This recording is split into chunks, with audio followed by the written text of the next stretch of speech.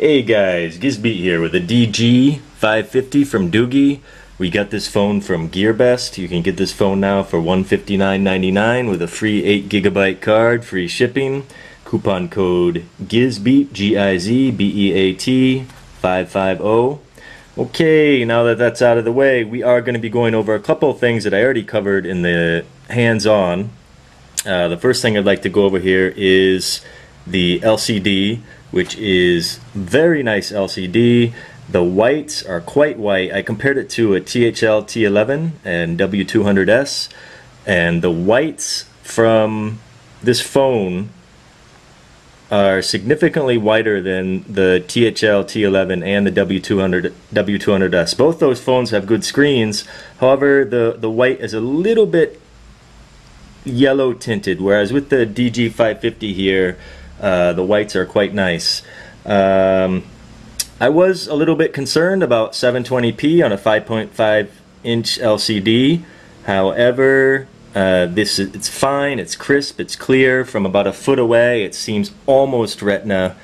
So it's Doogee put a very nice screen in the DG550. Actually, I had this phone at work, and a couple of people actually said that the screen looked better than the THL T11 and the W200S. So I'm not sure what that's worth, but there were other people that felt this similar to I did, that the phone screen looks very nice. Moving on to the OS, very solid OS on this phone. I had only a couple of crashes. That was from Chrome Beta, which shut down. Chrome Beta had a couple of forced closes, but besides that, the phone's OS is extremely solid, and I haven't had any issues with it at all. The Facebook is working 100%. Let's get into that. There has been an issue with some recent China phones that Facebook is crashing, and this is the newest version of Facebook, and you can see it's going to load fine. Hopefully I won't be proved wrong here. Up until now, I haven't had any crashes. The Facebook is working fine. All the functions such as uploading pictures and viewing videos, all that stuff, I've had no crashes with Facebook, so that's a step up. I know most of you guys use Facebook out there. So also Google Play. Let's take a look at Google Play.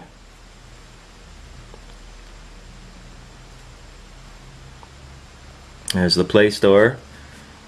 I'm not sure why I keep calling it Google Play. It's actually the Play Store. And you can see here that we have Play. That's another issue with some of the cheaper China phones, some of the cheaper China mobiles.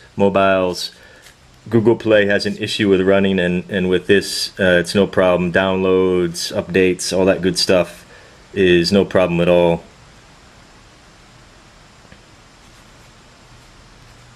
Okay, Play is working. That's a positive. I want to go into a couple of the negatives now, and for me this isn't a negative, but for some of you out there it may be.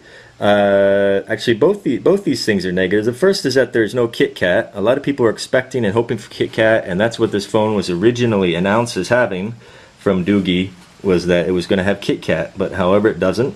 For me it's no problem. I'm fine with Jelly Bean. There aren't really a lot of innovations or a big difference using KitKat in my experience to using Jelly Bean.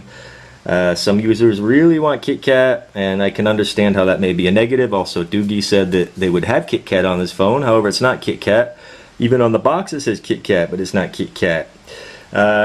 Again, that's not a negative for me. It might be for you guys, but so it does bear mentioning. The other thing is there's no LED notification light. If you get a notification while the screen is off, you're not going to get a red light blinking or any color light blinking up here. That could be a negative for some also. For me, it's not an issue. I always have notifications. So if you have email and you have your Hangouts and Facebook and Line app and all this stuff, it's extremely unusual for me to go without a notification for even maybe 10 to 15 minutes or so. So pretty much whenever I turn on my screen, I can expect there to be a notification there. For me, it's not a negative. For you guys, it might be, so that's why I mention it. The LED flashlight could be a bit brighter. However, for me it's okay. It's also timed perfectly to the pictures. Some mobiles, the flash either goes off too soon or too late and it misses the picture. With the Doogee DG550, they timed it 100% perfectly. And actually, if you want, you can go on gizbeat.com or ChinaPhoneArena.com, and we have some picture examples there for you guys to check out. Okay, that's about it for the negatives. The main being that the LED flashlight could be a bit brighter, and it does not have a LED notification lamp, and KitKat is not present.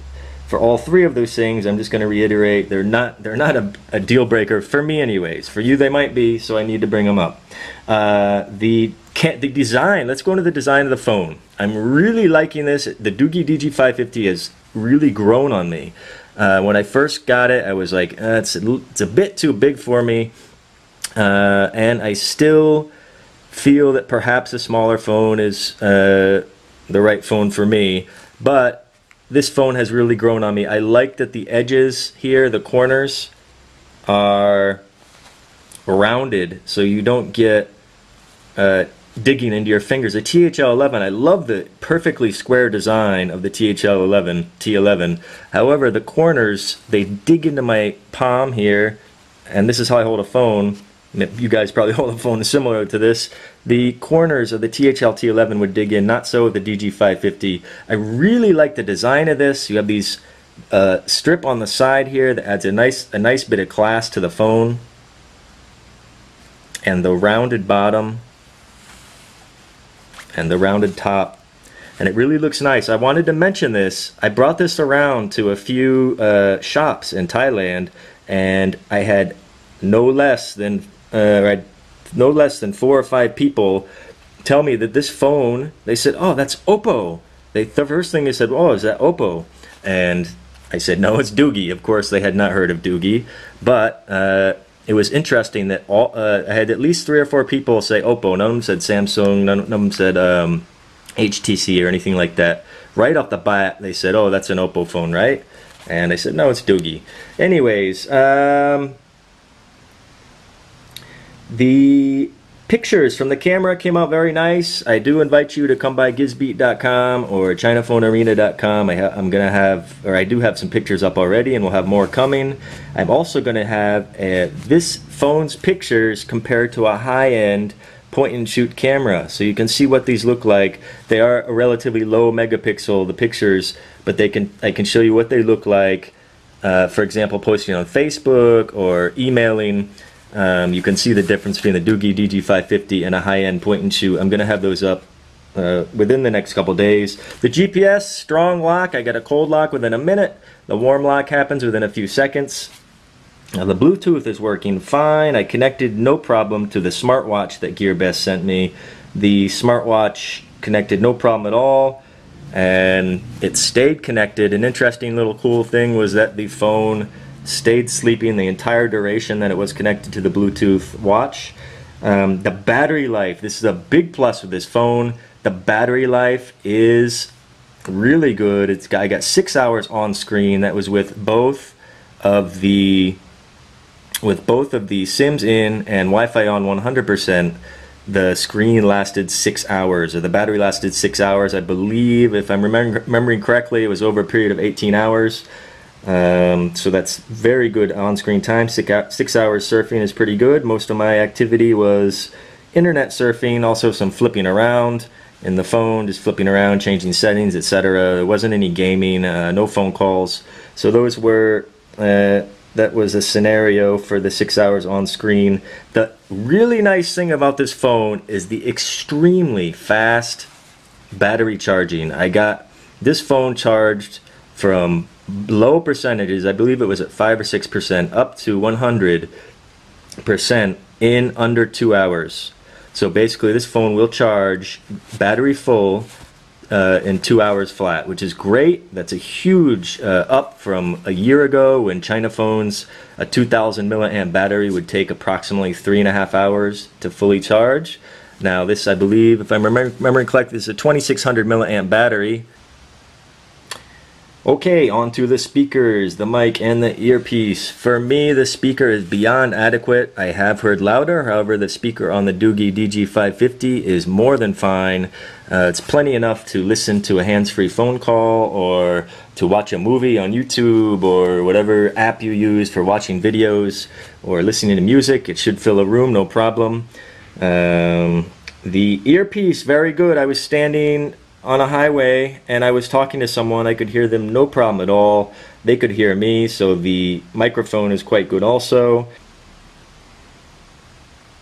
And I really like the evil eye, is what I dubbed it anyways. That's what I've nicknamed it, is the evil eye. I really like, it's a very small touch. This can't have cost much, innovation wise, creativity wise, and actual price wise for putting it in. It's just a simple little slit with a blue LED behind it. However, it really adds to the look of the phone. I really like that, what they did here. Adds a little bit of uniqueness there. The Wi-Fi was very good on this phone. From 200 feet, I was able to get fast internet. It was only a single bar, but the internet was fast. It was no problem surfing at all from 200 feet away from just a simple. It's a simple everyday plain router, $20 routers, no internet, the Wi-Fi signals, no problem. Rooting the phone, you want to use Framer Root, option 3. And I believe I do have that installed already. You have Boromir, Faramir, and Barahir. I'm not sure if I'm saying those correctly, however, that doesn't really matter. You're going to see which one I press. I'm going to press the third one here, Success, Super User, and SU binary installed. You have to reboot your device. So you reboot, boom, you have Super SU, and your phone is then rooted. Very simple process. The app is called Framer Root. You can get that at ChinaPhoneArena.com. When you root your phone, it's possible that the warranty can be voided. It depends on the shop that you purchase from. GearBest, I believe, does not void warranties, but you might want to double check that if on the forum before you go ahead and root. There is also a cleanup option with Framer Root, so even if you root it, you should be able to unroot, and that will clean. It should clean everything up. You can also do that through the Super SU app. You don't have to do it through Framer Root, and that should clean everything up so the phone looks like it was never rooted before. Conclusion, for $160 with a free 8GB card and free shipping, it's difficult to beat. It has an MT6592 SoC. I believe this is perhaps the cheapest, or at least one of the top 3 cheapest MT6592 phones. And that it comes with an 8GB probably makes it the best deal out there for MT6592. The LCD is very nice, excellent viewing angles from the top, from the sides, from the bottom. Great viewing angles, even from the corners. There's no color change from the corners either. It's a great LCD. All the components, GPS, Wi-Fi, Bluetooth, the speaker, the mic, the earpiece, everything on this phone is working very nice. As I said, the design has really grown on me. I really like this phone. When I pick it up and hold it in the hand, it's solid. Okay, we scored 25,918 on Antutu. Let's call it 26K. I initially scored 27,000, and I believe it's because I have quite a few more apps on here now and possibly stuff running in the background that slowed it down. So that is the Antutu score. Guys, subscribe to the channel. I'm going to have Asphalt 8 with OTG coming up with his phone, and a video review of the Goophone i5. This phone, I think, is a great deal. I would not recommend it. I wouldn't put my name behind it if I didn't think it was a solid purchase.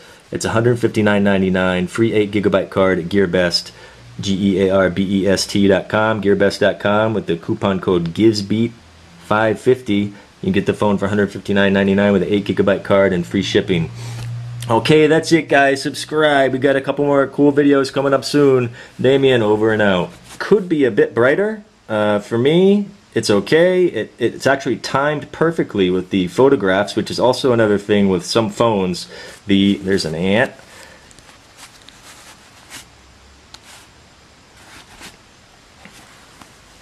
thing I really like about this phone, and I mentioned it with the iNew V3, is the evil eye. I really love the evil eye, and it just stares at you while you're using the phone, and it kind of becomes your friend. Well,